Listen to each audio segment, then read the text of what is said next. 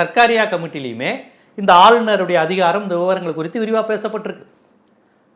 அதற்கு பிறகு இந்த ஆந்திராவில் அந்த என்டி ராமராவ் வந்து இந்த தென்னிந்திய மாநில முதலமைச்சர்கள் மாநாடு போடும்போதும் மாநில சுயாட்சி, மாநில அதிகாரம் பேசினாங்க. எப்போ மாநில ஆட்சி, மாநில சுய அதிகாரம் இதெல்லாம் பேசுகிறாங்களோ அப்பையும் இந்த ஆளுநர் அதிகாரம் கேள்விக்குட்படுத்தப்பட்டுச்சு. அதற்கு பிறகு ஆளுநர் நினைத்தால் இந்த முதலமைச்சரை தூக்கிடலாங்கிறத பொம்மை நீதிபதி வந்து கண்டிச்சார். நீதிபதி வந்து அது கூடாதுனாரு. பொம்மை வழக்குக்கு பிறகு அது மாறிடுச்சு. அதற்கு முன்னாடி கலைஞர் ஆட்சியை கவிழ்த்தாங்க, எம்ஜிஆர் ஆட்சியை கவிழ்த்தாங்க, பீகாரில், உத்தரப்பிரதேசத்தில், அது குறிப்பாக லல்லு கலைச்சிக்கிட்டே இருப்பாங்க. அவங்களுக்கு பிடிக்கலனா மக்களால் தேர்ந்தெடுக்கப்பட்ட அரசன் கூட பார்க்க மாட்டாங்க, அப்படி கவர்னர் கையெழுத்து போட்டு கலைச்சிட்டு போயிட்டே இருப்பார். அப்போ இந்த கவர்னர் அதிகாரம், கவர்னர் வேண்டுமாங்கிற விவாதம் மீண்டும் மீண்டும் தமிழ்நாட்டில் அதிகமாக நடக்குது. அது சட்டமன்றத்திலையும் நடந்திருக்கு, நீதிமன்றத்திலையும் நடந்திருக்கு.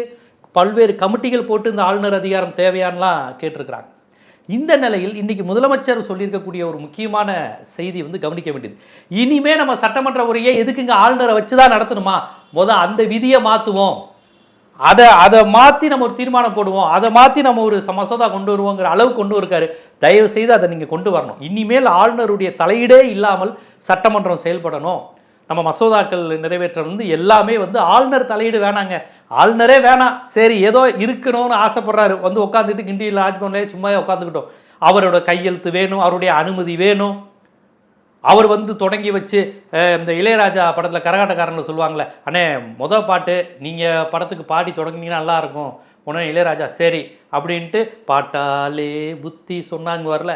அது மாதிரி ஏதோ இவர் வந்தால் தான் சென்டிமெண்ட்டாக நல்லா இருக்கிற மாதிரி சட்டமன்றம் இவர் வந்து இவர் உரையை, தமிழ்நாடு அரசு கொடுக்கின்ற உரையை படிக்கிறதா ஒரு வேலை. அந்த உரையெல்லாம் நேற்றே போயிருக்கோம்.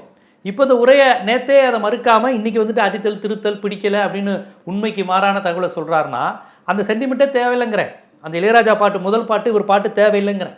இவர் வந்து பாட்டு பண்ணால் தான் படம் ஹிட் ஆகும், சட்டமன்றம் நல்லா நடக்குங்கிற அந்த சென்டிமெண்ட்டே வேணாங்கிற அளவுக்கு ஸ்டாலின் போயிருக்காருங்கிறது ரொம்ப முக்கியமான விஷயம்.